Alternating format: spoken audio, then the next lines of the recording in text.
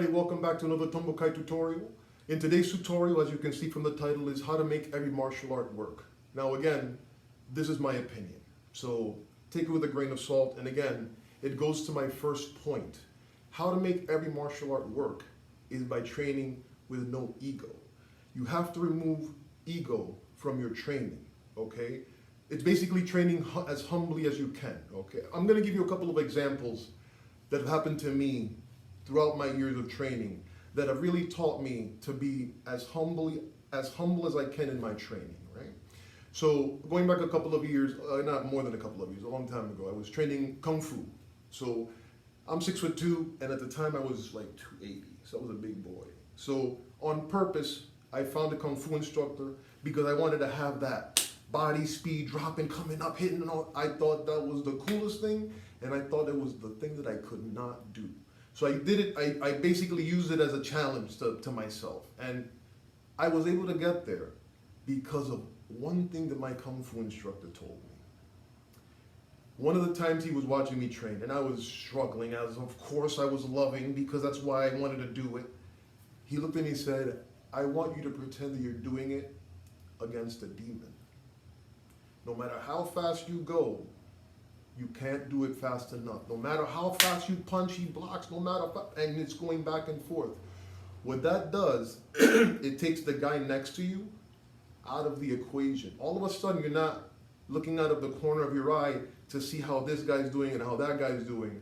Now there's someone in front of you. You're fighting this demon and you gotta go. You're in a battle, literally, and you gotta move. This philosophy, these principles, I still get goosebumps from my training because I can hear him. And he was such a small, like a very small stature, didn't speak very loudly. But the things that I saw this man do were unbelievable. So definitely much respect to Sifu Michael Wu, who moved away, which is the reason why I stopped training. But it was some of the most fun training I've ever had in the martial arts. And again, it was something that I think about now. So no matter what I'm doing, in reality, that guy in front of me is not a demon. And if he is, I got him, because I've been training against those dudes since back in the day. You understand what I'm saying? So when you train with that philosophy in your mind, now cutting down to reality, because Kung Fu is very, flary and big, but it teaches, I had the ability to move, kick straight up in the air, long time ago, and do things that I cannot do today. But being able to get to that point, Kung Fu got me there, okay? And now using the principles, again, principles, being applied in the street, that's what you get, okay? So that's one of the things that happened to me that I really want to put on there for my friends and students and anybody who's out there to, to listen. Another time that I was put in my place was I was doing private lessons in Kempo to go from 3rd to 4th.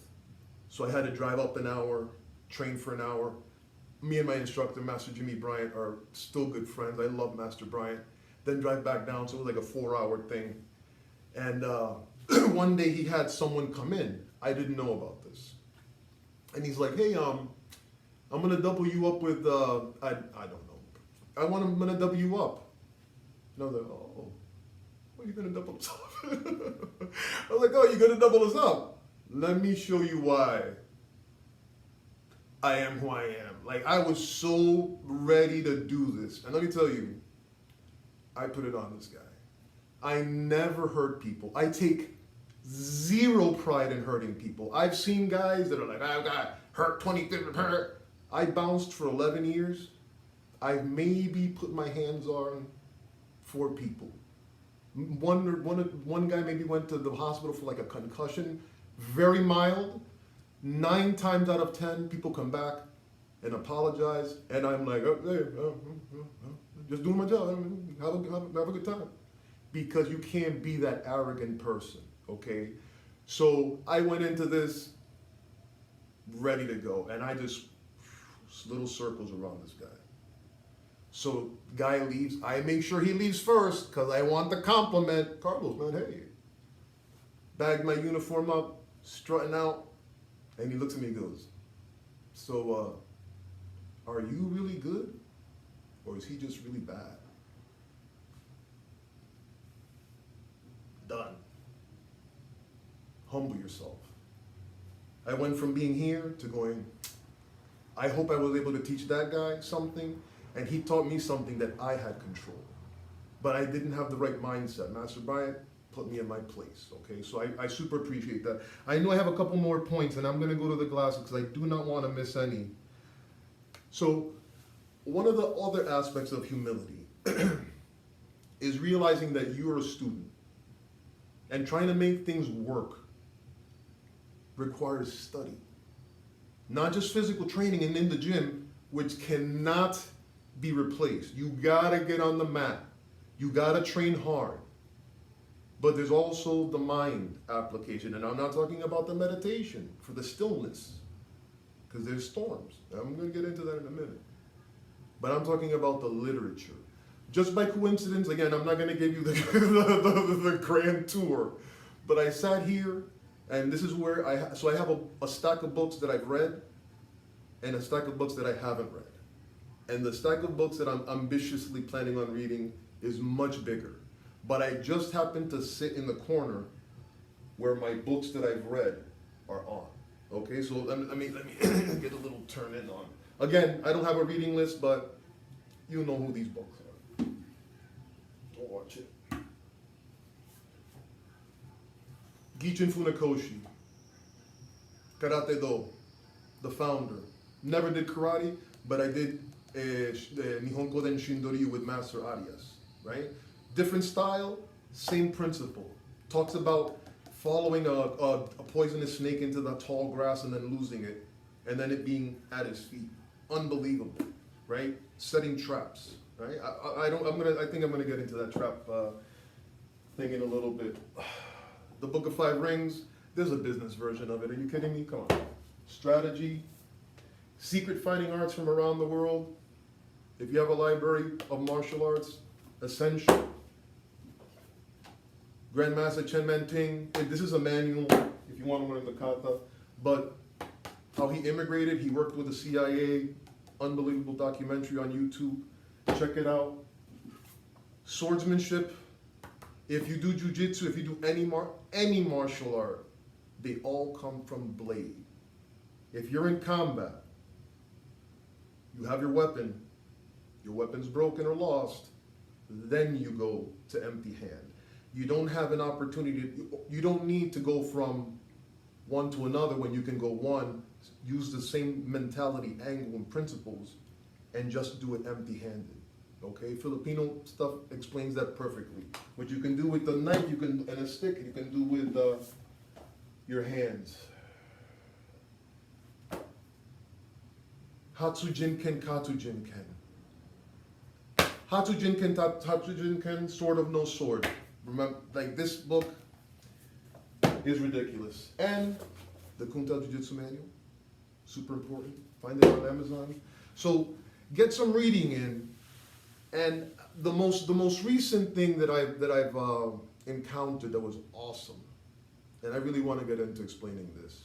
And again, making your martial art work, we're going to get into the context of what that means and what we're talking about. I was in a BJJ class.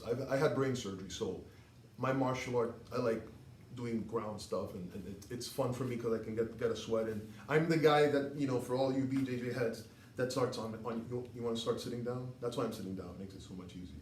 So I'm that guy. So I was working out with this young man, and we're locked up, and he does a fireman's throw. So I'm up in the air, and I have a moment of zen. And this is one of the reasons why it motivated me to do this video, right? Because I'm going to get to the point. I know people, I don't know if you're enjoying the stories or not, but these are things that have really put me in my place and have helped me do what I do as effectively as I do, because we're going to get to the ultimate point, which is context. He threw me, and I had a moment of zen. All of my martial arts training, tucking the arm, the timing, he made me do it perfectly. Boom. I was gassed. He was so much younger than I am. I threw my leg overs to prevent him from doing the full mount, and we just danced around. I was gassed, and my coach was yelling, "This is when jiu-jitsu works." And I'm like, I know it is, but right now I'm gassed. I don't have the technique. He's technically better than I am. So in the context of how to make my martial art work as a sport, that's my guy. I want to get better, I'm going to look for him. Physically as my trainer, but I'm not going to let him limit me because I'm going to do it in my head. Like Chuck Norris did, right? They asked Chuck Norris about how he got so good, and he said, I'm at the tournaments. I'm not looking around. I'm looking at my competition. Once I know how you fight, I'm just going to go back home and just fight you 10,000 times. So when I fight you, actually, I've already beaten you 10,000 times. That's the philosophy, right? When you train humbly, where you're willing to watch your competition, that makes your art. That allows you to make your martial art better. That's how that works. So I want to get into the other stuff, which is my disclaimer about junior black belts. Okay, I came up in a dojo that ultimately started promoting kids under the junior black belts. I got my black belt when I was 19. My definition of what a black belt is not who am I, right? I'm just some guy on YouTube. Whatever it means to you is whatever it means to you. A junior black belt typically means that a young person under the age of whatever the age is has achieved the curriculum, whether you like it or not, that school has set for that young person. Done.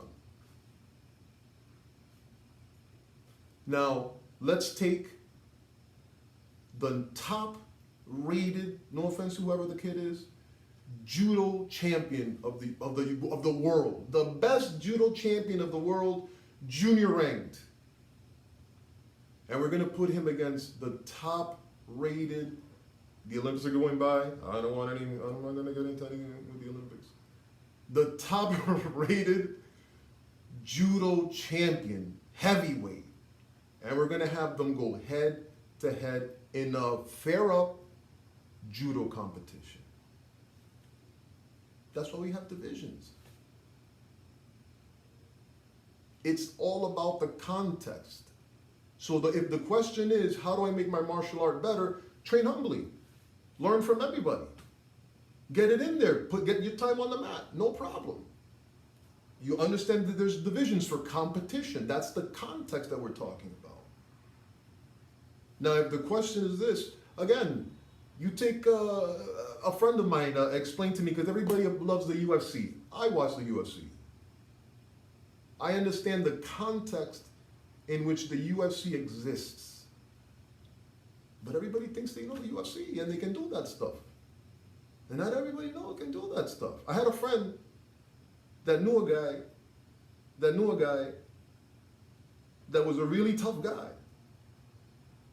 And I don't have to tell you about this because every place has that. Every dojo has the toughest dude in the dojo. Every neighborhood has the toughest dude in the neighborhood. The guy that can beat that guy, that's the guy that's in UFC. Do you understand? That's the context in which they exist in a competition. Okay? But I want to go back to the junior black belt, right? Now let's take this junior black belt and let's, something that I encourage in young people, junior black belts. It's your responsibility. Take what you know and grow. The instructor brings some reality into the training. And to the parent, we should be encouraging it, these things in both of these people. How do I apply what I know? I've trained humbly.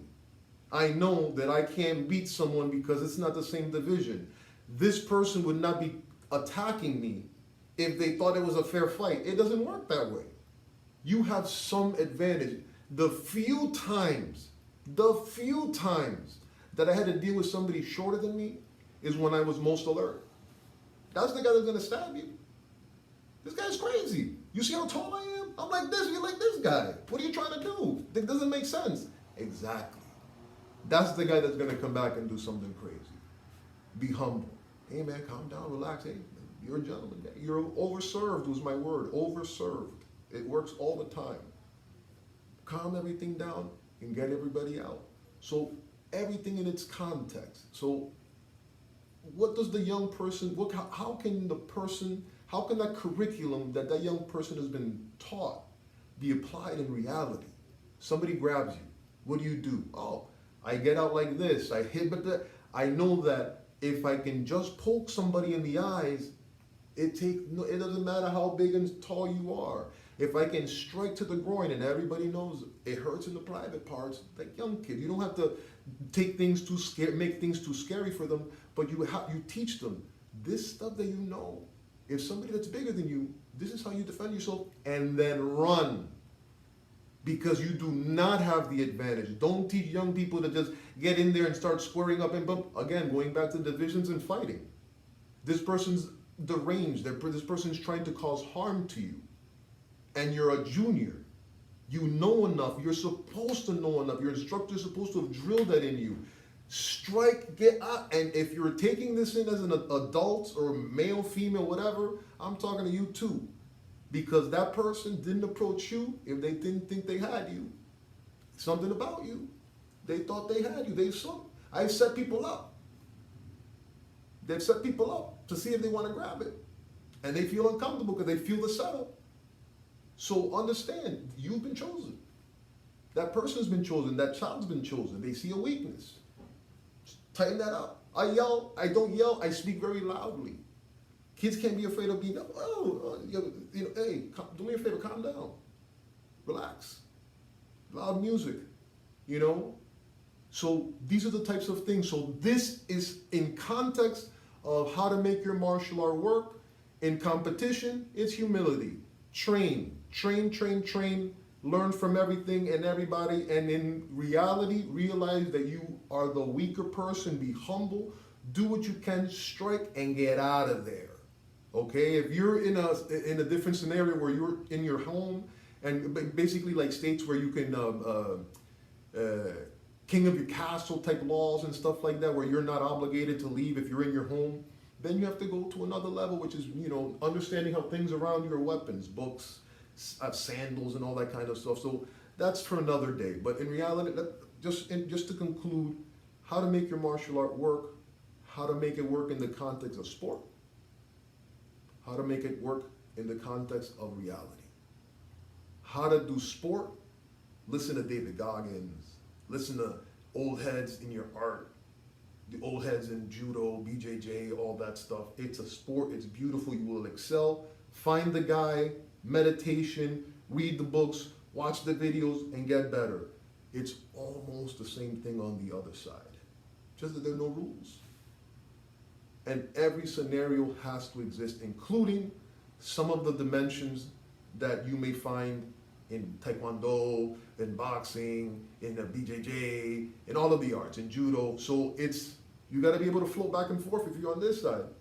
You're safe on this, safe from a couple of things, okay? So even if in the UFC you can't poke them in the eyes anymore, remember? So one of the first moves we talk about is, hey, do me a favor, come down. And throwing those fingers into the eyes, you do that in the UFC, 5 minutes. Take a break. Time out. What the hell are you doing, man? You poked them in the eyes, man. You know what you could have done? I know exactly what I could have done. All right? So think about that. And those are my 2 cents. Again, I'm some guy on YouTube. Much appreciated.